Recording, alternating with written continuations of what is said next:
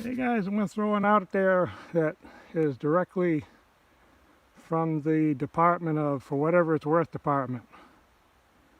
I see quite a few videos, guys falling, and they're working with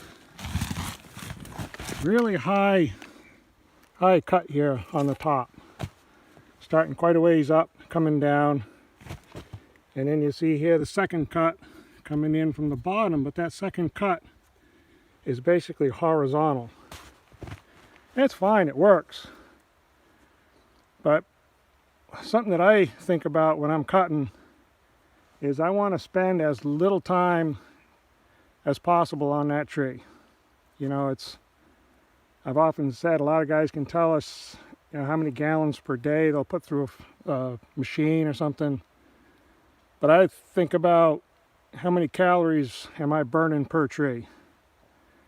And, you know, this notch angle sort of stuff, I see that, and, you know, it's not uncommon. Occasionally the game of logging training is mentioned. And this, you know, starting way up here, coming down, and I've never done this horizontal. I come up a little bit. But the whole idea is that open face angle. But that's, you know, that's level 1 cutting. That's the basics, fundamental stuff.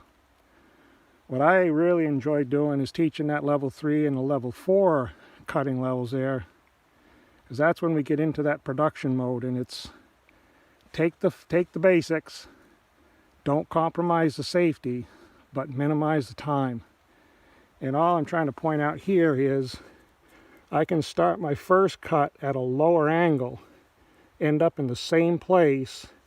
I'm opening the notch up a little bit by just coming up from the bottom. Another way I've said it is I want to make as little sawdust around that tree as possible to get it on the ground. You know how chain really doesn't like to rip fiber lengthwise. So the more you can get it down to more of a cross-cutting the fiber, it's going to cut faster. Less sawdust, less time, same result, same hinge. On the other side,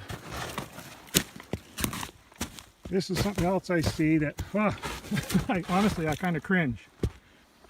You know, on the right side, you know, forward leaner, right side, bore in, cut to the back. That's fine. That's pulling the bark and what I call the dirt off the base of the tree. But when we're going in on the left side,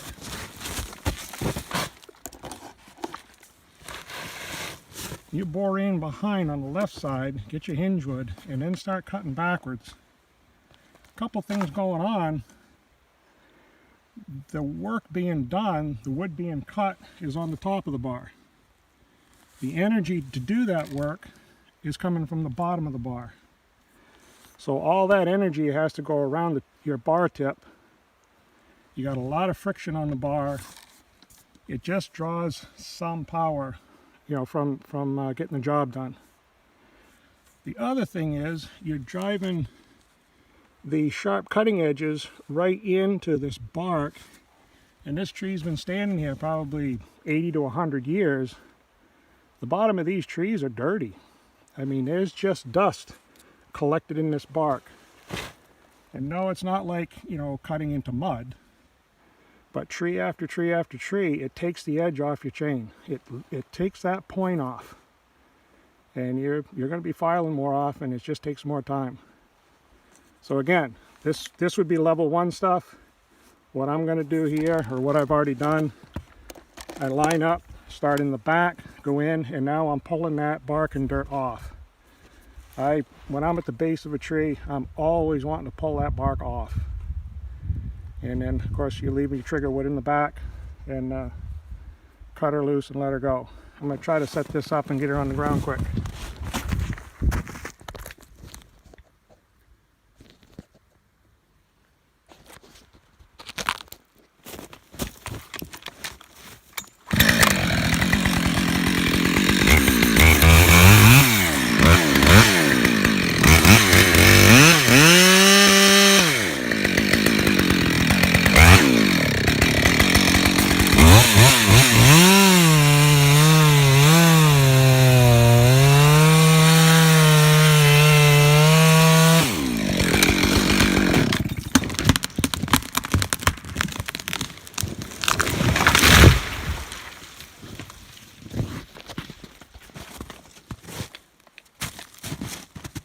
So you're seeing it.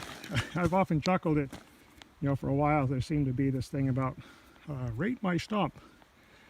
And I was going to throw out one, you know, compare my stump. And what you see is the top of the stump is clean, basically.